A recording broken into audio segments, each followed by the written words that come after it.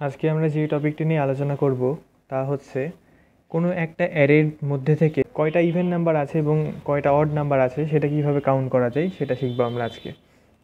তো শুরুতেই আমরা যেহেতু আমাদের অ্যারে ইনিশিয়ালাইজ করার জন্য আমরা ধরে নিচ্ছি যে এন সংখ্যক ডেটা আমরা এর মধ্যে রাখবো, এবং যেহেতু আমাদের একটা ফর লুপ চালানো লাগবে পরবর্তীতে, সেজন্য আমরা একটা আই নিয়ে নিচ্ছি ইন্টিজার টাইপের ভ্যারিয়েবলের মধ্যে।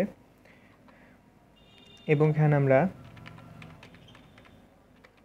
প্রিন্টএফ দিয়ে শুরুতেই লিখব ইন্টার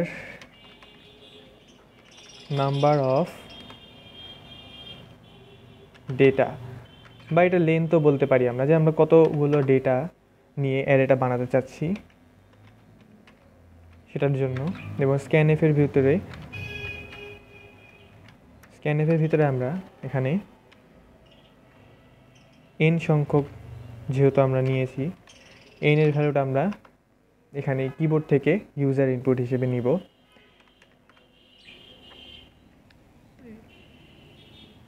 এরপরে আমরা একটা অ্যারে নিয়ে নিব আইএন, যেখানে ইন্টিজার টাইপের ডেটা আমরা রাখবো। এই অ্যারেটা আমরা এন দিয়ে দিচ্ছি, যে আমরা এন সংখ্যক সংখ্যার ভিতরে রাখতে পারবো। এরপর আমরা আইএনটি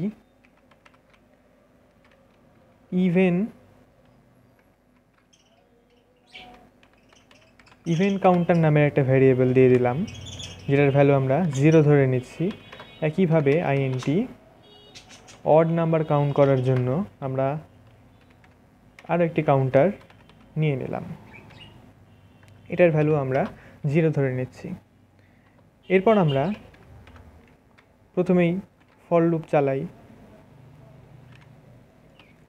এই লুপটি আমরা অ্যারের ডেটা ইনিশিয়ালাইজ করার জন্য ব্যবহার করব, যেখানে আমরা আইকে এন সংখ্যক বার চালাবো। তো যেহেতু আমরা 0 থেকে শুরু করছি, আমরা এনের থেকে এক ঘর কম পর্যন্ত যাব। এখানে আবার আমরা প্রিন্টএফ দিয়ে ইন্টার ভ্যালু দিয়ে দিচ্ছি, যেন আমাদেরকে প্রত্যেকবার এখানে ভ্যালু চাই আমাদের কাছে, যাতে আমরা বুঝতে পারি। এখানে আবার স্ক্যানএফ দিয়ে আমরা %d এর ভিতরে % দিয়ে আমরা এখানে অ্যারে আই দিয়ে দিব, যেন প্রত্যেক ইটারেশনের সাথে এই ভ্যালুটা বাড়তে থাকে এবং আমরা প্রত্যেক ইটারেশনের জন্য আলাদা আলাদা ভ্যালু নিতে পারি। এরপর আমরা আরও একটা ফর লুপ ইউজ করব। এই লুপটা আমরা ইউজ করব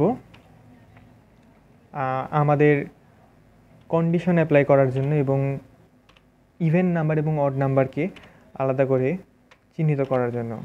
এখানেও আমরা আগের লুপটার মতোই সব সেম থাকবে।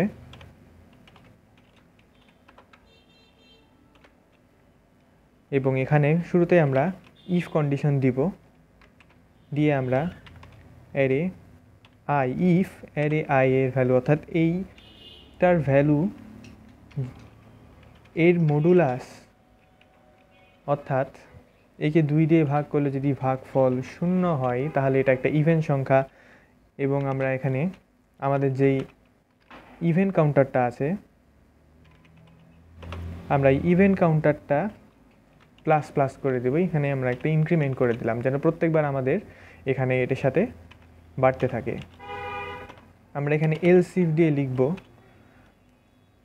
যে যদি আমাদের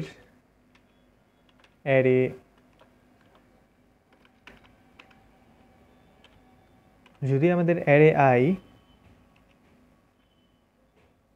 এটা সমান না হয়ে থাকে, তাহলে আমরা কি করব সেটার জন্য। তো আমরা এখানে modulus to not equal to দিব। নট ইকুয়াল টু যদি 0 হয় তাহলে আমাদের এর ভিতরের যেই অড কাউন্টারটা আছে সেটাকে আমরা প্লাস করে দেব। এবং এরপরে আমাদের লুপের কাজ মোটামুটি শেষ। এখন আমরা যেটা করব, জাস্ট আমরা এই যে আমাদের কাউন্টারের মানগুলো প্রিন্ট করে দিলে আমাদের রেজাল্ট চলে আসবে ইভেন NUMBRS। ইভেন নাম্বার কতগুলো আছে আমরা এখানে পেয়ে যাব। তাহলে %d, আমরা এখানে /n নিয়ে নিলাম নিউ লাইনের জন্য, নিয়ে এখানে আমরা যে আমাদের ইভেন্ট কাউন্টার আছে সেটাকে প্রিন্ট করে দেব। একইভাবে আমরা এখানে আমাদের যে অড নাম্বার আছে অড নাম্বারের ভ্যালুগুলো এখানে প্রিন্ট করে দেব।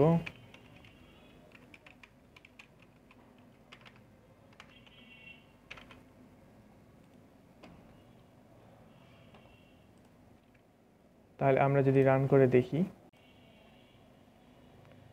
আমাদের এখানে ডেটা চাচ্ছে। তাহলে আমরা এখানে ভ্যালু দিয়ে দিলাম 5, মানে আমরা 5টা ডেটা রাখবো এর ভিতরে। আমরা 1 2 3 4 5 রাখলাম।